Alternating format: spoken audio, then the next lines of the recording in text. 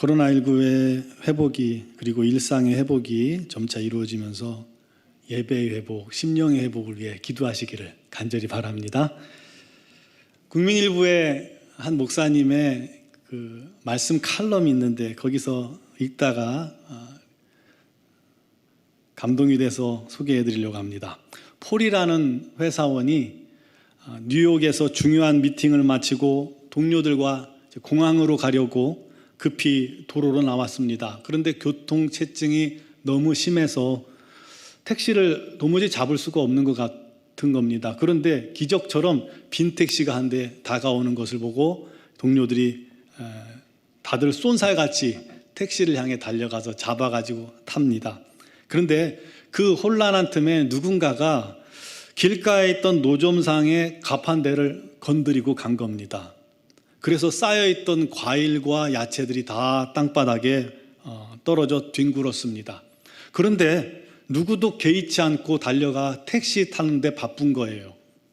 뒤따라가던 폴이 그것을 보고는 자리에서 멈춰섰습니다. 그때 동료들이 폴을 부릅니다. 폴, 빨리 와. 지금 안 타면 비행기를 놓치고 오늘 돌아갈 수가 없어. 그런데 폴은 그 모습을 보고 도저히 그냥 지나쳐 갈 수가 없더라는 거예요. 그래서 동료들 보고 먼저 가라고 그렇게 손짓을 한 다음에 노점상에 다가갔더니 할머니였는데 울고 계시더랍니다. 자세히 보니까 앞이 보이지 않는 시각 장애인이셨던 거예요. 눈이 성했다면 짜증 한번 내고 흩어진 과일과 야채들을 다시 주워 모으면 되겠지만 할머니는 그것을 주워 담을 수 있는 그런 상태가 아니었던 것이죠.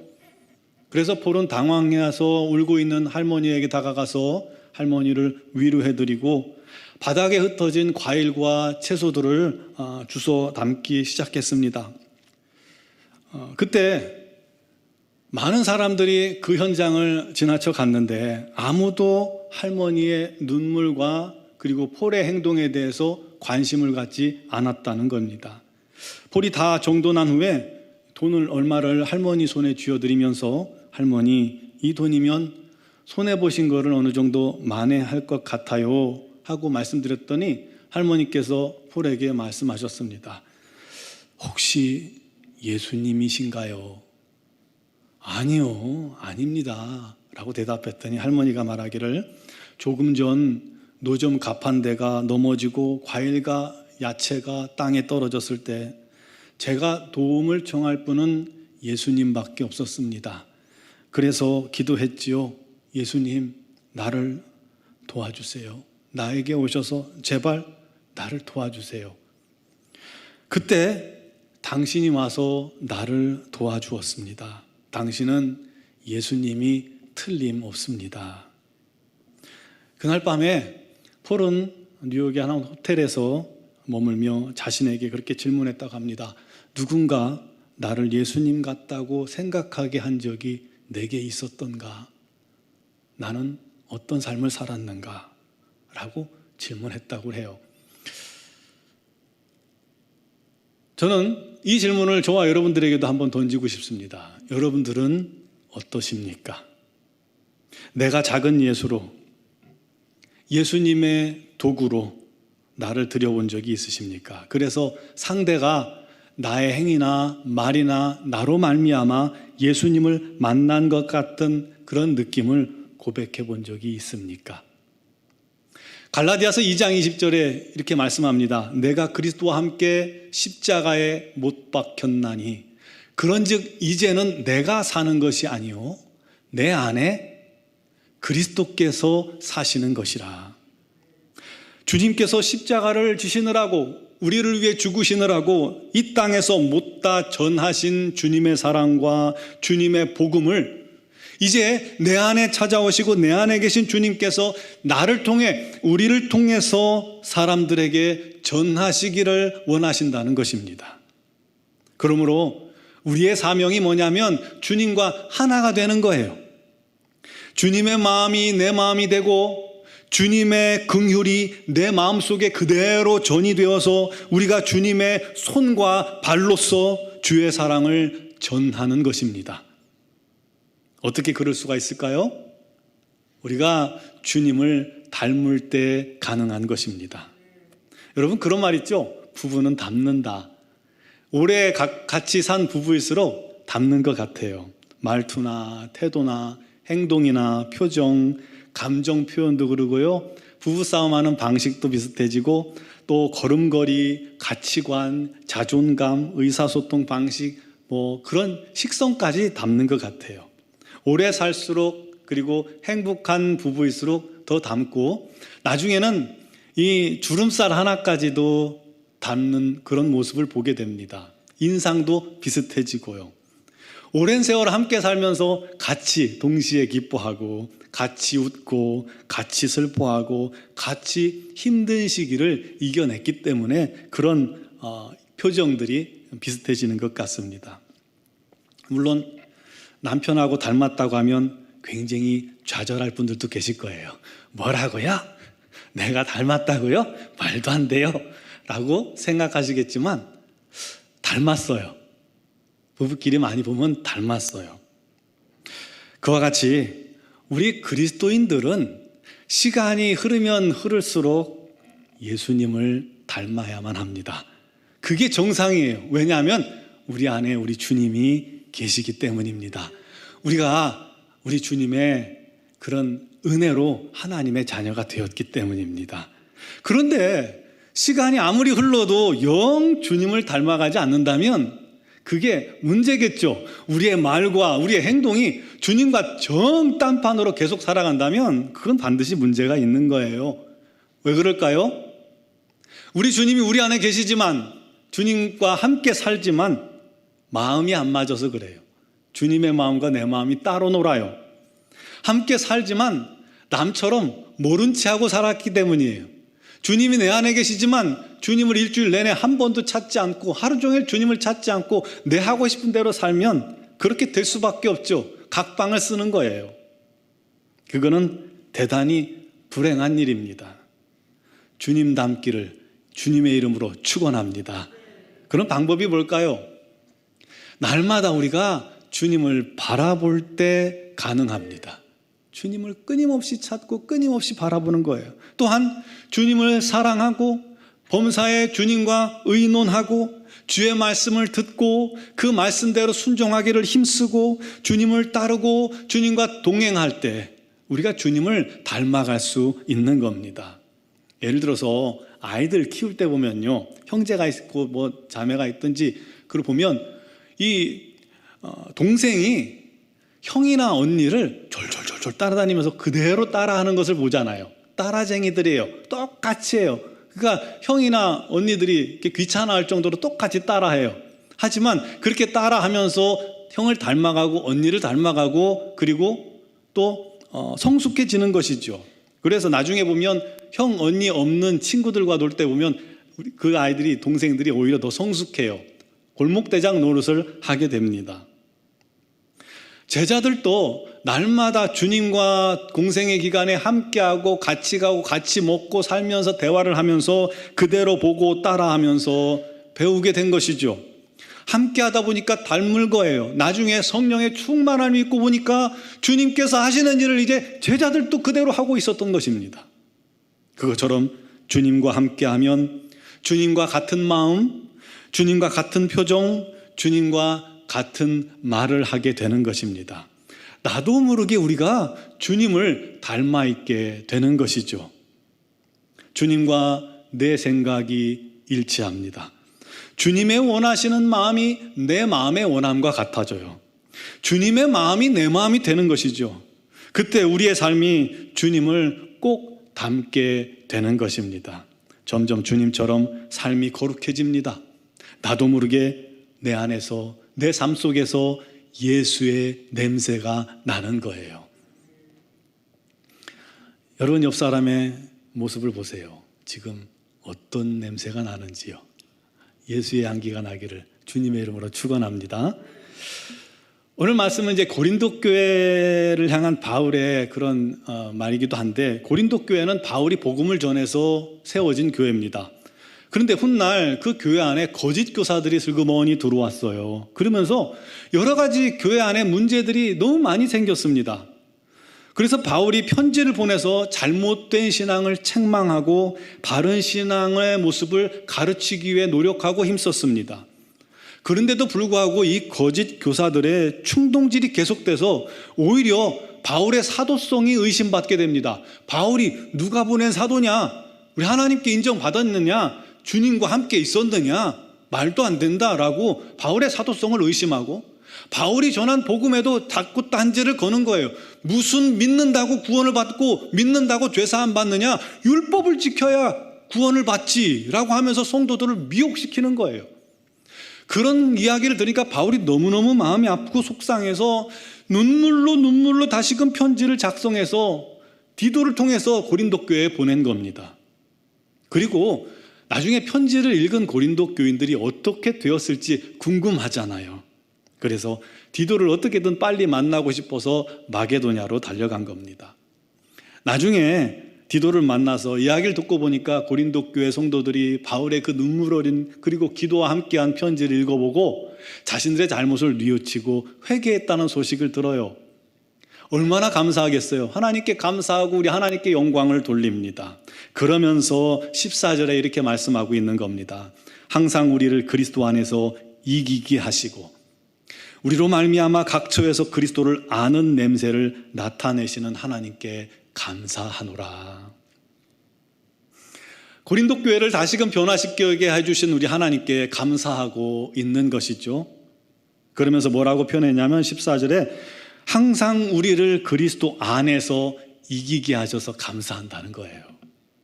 당시에 이 로마 황제나 장군들이 전쟁에 나가서 승리하고 돌아오면요, 승전 축하를 해주는 개선 행사를 했습니다. 개선 행진을 했습니다. 그때 그 개선 장군의 옆에 선다면 얼마나 영광이에요. 그 영광에 함께 참여하게 되는 것이겠죠. 그것처럼 우리 주님은 언제나 모든 상황에서 승리하시는 줄 믿으시기 바랍니다. 그런데요, 그 주님의 승리하는 그 순간에 우리가 주님 안에 있기 때문에, 예수 안에 있기 때문에 그때마다 주님의 승리의 그 개선 자리에 우리도 같이 끼어서 승리의 영광을 누리게 하신다는 겁니다. 그래서 우리가 이런 고백이 가능한 거예요. 예수 승리, 내 승리. 믿습니까? 우리 주님 승리는 우리의 승리예요. 나는 한 일이 없는데 내가 주님 안에 있기 때문에 끼어서 영광을 받는 거예요. 예수 부활, 내 부활, 이 고백이 가능한 겁니다. 우리는 아무것도 한 일 없는데 내 안에 예수님께서 부활하시기에 나도 그 안에서 부활하는 겁니다. 우리 예수님은 승리자입니다. 주님이 가는 곳마다 귀신이 쫓겨났습니다. 주님이 손을 대는 자마다 병든 자들이 다 치유받았습니다. 그 주님 안에 우리가 함께 있기 때문에 우리가 가는 곳에도 귀신이 쫓겨집니다. 병든 자들이 치유됩니다. 하나님의 영광이 나타납니다. 내가 이기는 것이 아니라 내 안에 계신 주님이 승리할 때 우리가 곁에서 함께 기뻐하고 영광을 받는 것입니다. 손흥민 선수가 지금 영국의 프리미어리그 토트넘 팀에 소속되어서 너무너무 잘하고 있어요. 이 프리미어리그라는 곳이 세계 최고로 잘하는 선수들이 모이는 리그입니다. 근데 그 중에서도 최고 중에 최고가 됐어요. 너무 잘해요. 그런데 동료 중에 해리 케인이라고 손흥민보다 더 잘하는 선수가 있어요. 정말 잘하는 선수가 있습니다. 그런데 이렇게 잘하는 선수가 둘이나 되는데도 그 팀이 우승컵을 들어 올리지 못했습니다. 축구가 혼자 하는, 둘이 다 할 수 있는 게임이 아니기 때문에 자꾸 팀이 지는 거예요. 그러니까 우승을 못해요. 반면 잘 아시는 박지성 선수는 맨체스터 유나이티드라는 팀에 있었어요. 그런데 그 팀이 강해요.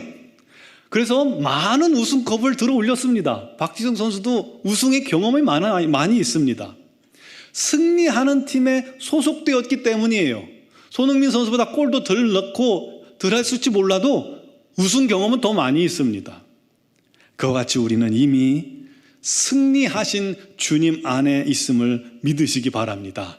그러므로 우리는 아무것도 능력도 없고 힘도 없지만 우리는 이미 승리자가 된 것입니다. 또한 우리로 말미암아 각 초소에서 그리스도를 아는 냄새를 나타내시는 하나님께 감사하노라 했습니다. 개선 행진을 할 때요, 승리하게 해준 자기들 신에게 감사한다고 한편에선 신전에서 수많은 짐승들을 잡아서 태우는 거예요. 제사를 드리는 거예요. 그렇기 때문에 그 제사로 말미암아 온 도시가 이 제사의 향기, 제물이 불타는 향기, 그리고 피비린내가 진동하게 됩니다. 바울은 바로 그 모습을 연상시키면서 우리를 통해서 그리스도의 향기를 가는 곳곳마다 나타내시는 하나님께 감사하노라 하고 고백하고 있는 겁니다. 여러분, 우리는 구원받은 성도들에게나 예수 믿지 않고 멸망길로 향해 가고 있는 사람들에게, 모든 사람들에게 그리스도의 향기가 됨을 믿으시기 바랍니다. 그 향기가 구원받은 성도들에게는 생명의 향기가 되겠지만 멸망길로 가는 자들에게는 사망의 냄새가 될 것입니다. 그래서 안 믿는 사람들은 믿지 않는 사람들을 별로 그렇게 달가워하지 않아요. 왜냐하면 도둑이 제발 저린다고 신실한 성도가 곁에 있으면 괜히 그 사람 때문에 내 양심의 가책을 느끼기 때문입니다.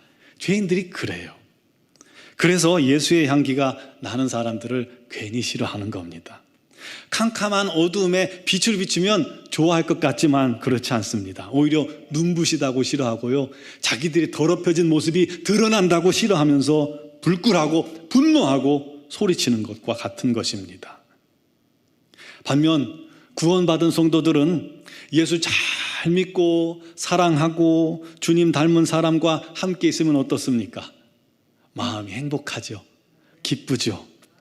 또 마치 주님 만난 것처럼 마음에 그런 은혜가 있어요. 서로 이야기꽃이 끝이 안 나도록 그렇게 계속되는 것입니다. 우리가 바로 그런 향기 나는, 주님의 향기 나는 그런 성도들이 되기를 간절히 바랍니다. 여러분, 우리 안에 주님이 계신 것을 믿으십니까? 그러면 여러분의 삶이, 그리고 여러분의 따뜻하고 친절한 말이, 여러분의 얼굴이, 여러분 입가에 있는 그 미소가, 여러분의 손길이, 여러분의 헌신이, 여러분의 봉사가, 여러분의 수고가 주님의 향기가 됨을 믿으시기 바랍니다. 또한 3장 3절에 보면 너희는 우리로 말미암아 나타난 그리스도의 편지라고 했습니다. 우리의 입으로, 우리의 행동으로 전한 복음은 듣는 자들에게 그리스도의 편지가 됩니다. 우리의 따뜻한 위로와 격려와 기도는 주님의 편지가 됩니다. 여러분들을 보고 들은 사람들이 여러분들을 통해서 주님을 만나고 주님을 보고 진리를 깨닫게 되는 줄 믿으시기 바랍니다. 그러므로 우리의 삶이, 우리의 모습이 다 전도지가 되는 것입니다. 다시 처음 질문으로 돌아가 보려고 합니다. 여러분을 통해서 사람들이 주님을 만난 것과 같이 느낀 적이 있으십니까? 아마 몰라도 그런 분들이 많이 있을 거예요. 내가 주님 대신 작은 예수로 살아가고 있는지 우리 자신에게 한번 질문을 던져보시길 바랍니다.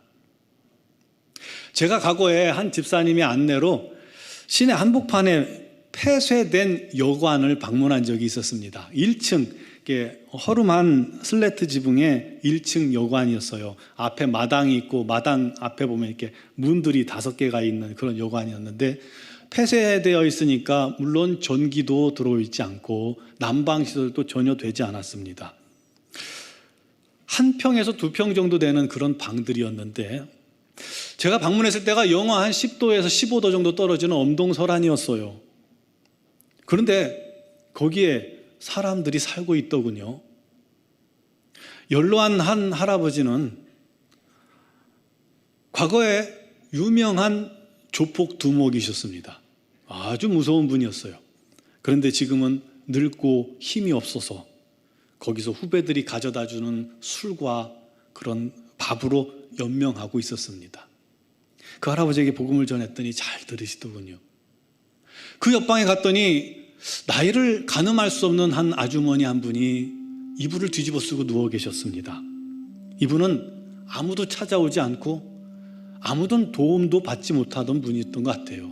지금처럼 이렇게 복지가 잘 되지도 못했던 시절입니다. 그분에게 여러 가지 묻고 복음을 전하는데 보니까 기운이 다 하셨어요. 말귀를 잘 못 알아듣시고 표현도 잘 못 하시더라고요. 근데 그냥 놔두면 금방 돌아가실 것 같았어요. 동사하실 것 같았습니다. 석유 골로가 옆에 있는데 기름은 한 방울도 없었습니다. 쌀도 없었고 라면 봉지 하나도 없었고, 이 냄비가 있는데 냄비는 언제 거기다가 뭘 끓여 먹었는지 모를 만큼 먼지가 안 쳐서 뒹굴고 있었습니다. 돌아갔는데 그날 도무지 잠이 안 올 것 같아서 집에 있는 것들을 몽땅 챙겨서 다시 찾아갔습니다. 쌀도 한 푸대 가져가고, 집에 귤이 있길래 귤도 좀 몇 개 들고 가고, 반찬도 좀 챙기고, 석유도 한 통 이렇게 바리바리 싸가지고 가서 방에 넣어드리고 왔습니다. 궁금해서 며칠 뒤에 방문했더니 이분이 기운을 차리셨더라고요. 곡기가 좀 들어가서 그랬는지 기운을 차리고 말도 좀 하시는 거예요.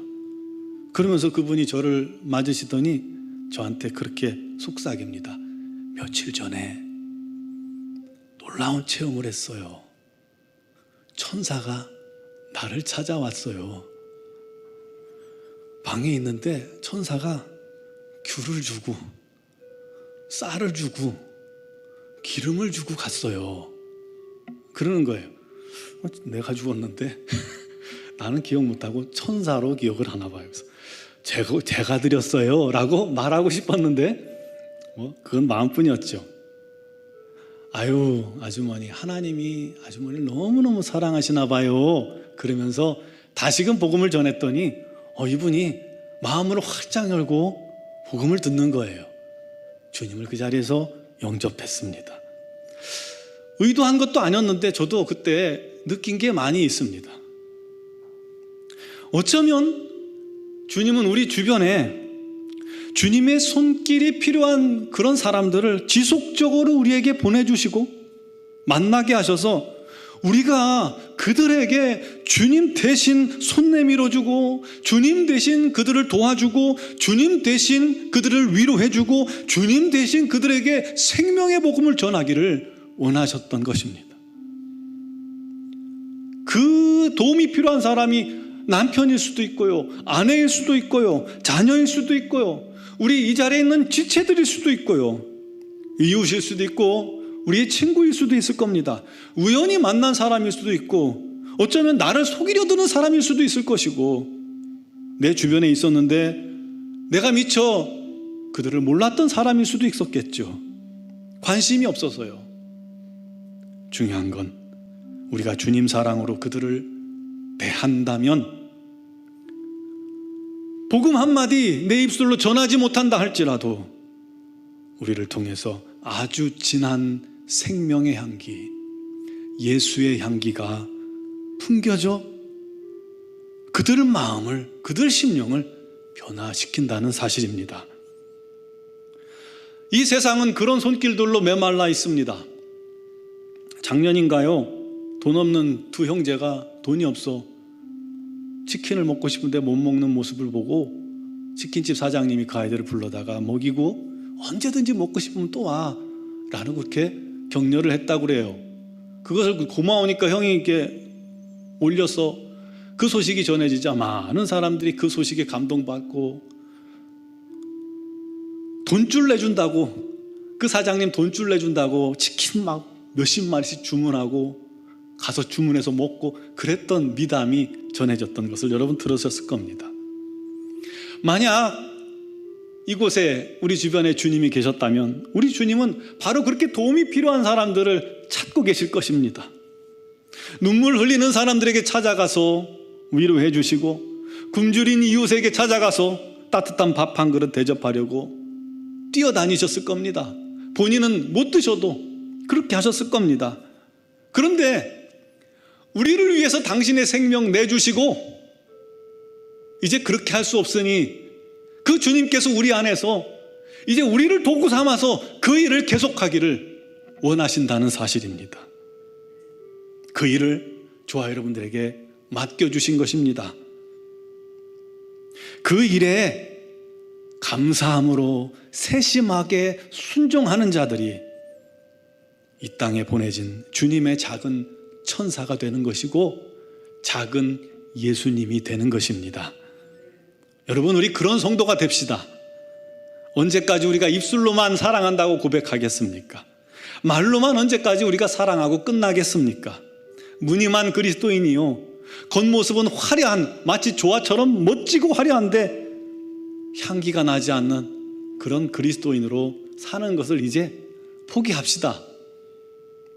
가짜 같은 그리스도인의 삶을 버립시다. 진짜 진하고 진한 예수 그리스도의 향기가 퍼져나가는 그런 성도가 되길 바랍니다.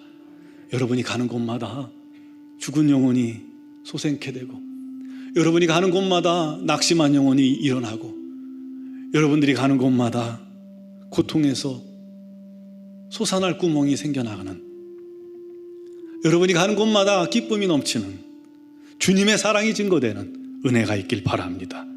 우리 지난 사순절 동안 그리고 부활절까지 계속해서 우리가 끊임없이 예수님만 바라봤습니다. 그렇다면 이제 그 주님을 닮아 우리가 주님의 손과 발과 입이 됩시다. 예수님처럼 그 사랑을 전하는 우리 하나님을 사랑하는 자녀들 되기를 주님의 이름으로 축원합니다. 우리 찬양 드리고 잠시 기도하는 시간을 갖겠습니다.